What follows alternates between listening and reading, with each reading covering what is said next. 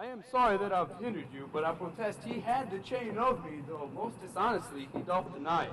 How is the man esteemed here in the city? A very reverend reputation, credit infinite, highly beloved, second to none that lives here in the city. His word might bear my wealth at any time. Speak softly, yonder, as I think he walks. 'Tis so. And that self-chain about his neck, which he forswore most monstrously not to have. Draw near to me, I will speak to him.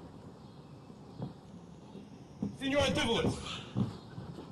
I wonder much that you would put me to this shame and trouble, and not without some scandal to yourself with circumstances and oaths, so to deny this chain, which now you wear so openly. Besides the shame, the charge, imprisonment, you have done wrong to this, my honest friend, who, but for staying on our controversy, had hoisted sail and put to sea today. This chain you had of me, can you deny it? I think I had, sir. I never did deny it. Yes, that you did, and forswore it, too. Oh, who had me to deny it or forswear it? These ears of mine thou knowest did hear thee. Fie on thee, wretch! 'Tis pity thou livest to walk where any honest men resort. Thou art a villain to impeach me thus. I'll prove mine honor and mine honesty against thee presently. If thou darest. I dare, and do defy thee for a villain!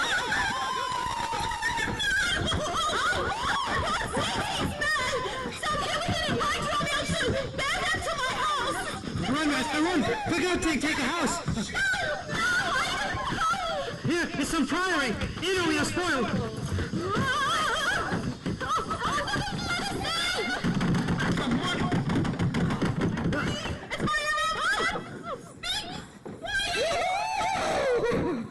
Wherefore throng you hither to fetch my poor distracted husband hence?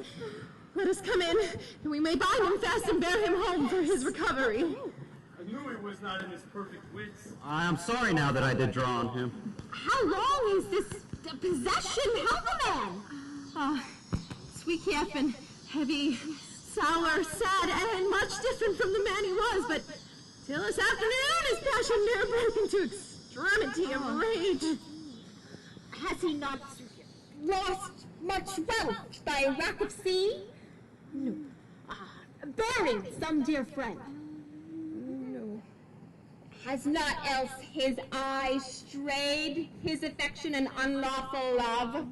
A sin prevailing much in youthful men who give their eyes liberty of gazing. Which of these sorrows is he subject to? To none of these, except it be the last. Namely, some law that drew him off from home. You should for that have reprehended him. Why, so I did.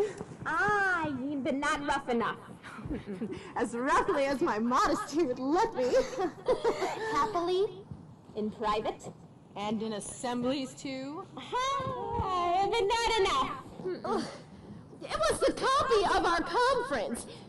In bed, he slept, not for my urging it. At board, he fed, not for my urging it. Alone, it was the subject of my theme. In company, I often glance at it. And still, did I tell him it was vile and bad? And do I that the man is mad? The venom clamors of a jealous woman. Poison's more deadly than a mad dog's tooth. Yeah, it seems his sleeps were hindered by thy railings. Thereof came it that his head is light. Oh, no. Thou sayest his meat was sauced with thou upbraidings.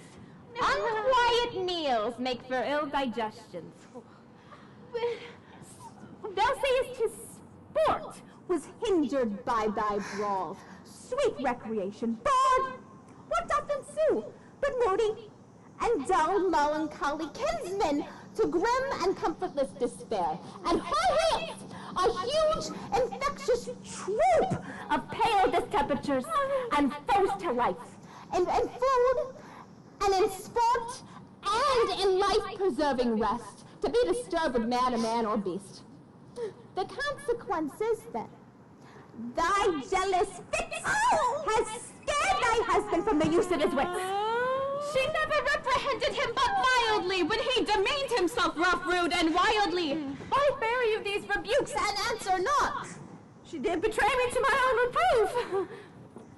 Good people, enter and lay hold on him. No! Not a creature enters my house.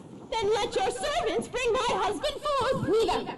He took this place for sanctuary, and it shall privilege him from your hands till I have brought him back to his wits again. Or else lose my labor in saying it. I will attend my husband, diet his sickness, be his nurse, for it is my office, and shall have no attorney but myself, and therefore let me have him home with me. Be patient, for I will not let him stir till I have used the approved means I have, with wholesome syrups, drugs, and holy prayers, to make him a wholesome man again. 'Tis a branch and parcel of mine oath, a charitable duty of my order. Therefore depart and leave him here with me. I will not hence and leave my husband here, and ill it doth beseem your holiness to separate the husband and the wife. Be quiet and depart! I will not have him!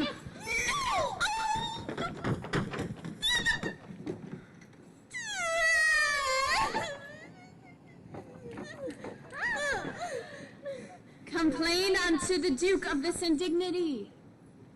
Go, I will fall prostrate at his feet and never rise until my tears and prayers have won his grace. To come in person hither and take the force my husband from the abyss! By this I think the dial points at 5. Anon, I'm sure, the Duke himself in person comes this way to the melancholy vale, the place of death and sorry execution, behind the ditches of the abbey here. On what cause? To see a reverend Syracusian merchant, who, put unluckily into this bay against the laws and statutes of the town, beheaded publicly for his offense. See where they come. We will behold his death. Kneel unto the Duke before you pass the abbey. Yet once again, proclaim it publicly. If any friend shall pay the sum for him, he shall not die. So much we tender him. Justice, most sacred Duke, against the abbess.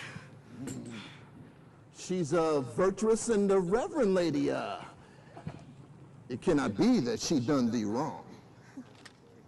May it please your grace, Antipholus, my husband, who I made lord of me and all that I had at your important letters this ill day. A most outrageous fit of madness took him that desperately he hurried through the streets. With him, his bondman, all as mad as he, doing displeasure to the citizens by, rushing in their houses, bearing thence rings, jewels, anything his rage did like.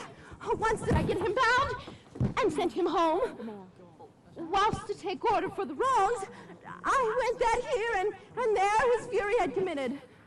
Anon, I wot not by what strong escape, but he broke from those who had guard on him, and with his mad attendant, and himself, each one with ireful passion, with drawn swords, and met us again, madly bent on us, and chased us away, till raising of more aid. We came again to bind them. Then they fled into this abbey here, and whither we pursued them, and here the abbess shuts her gates on us. We'll not suffer us to fetch him out, nor send him forth so we may bear him hence.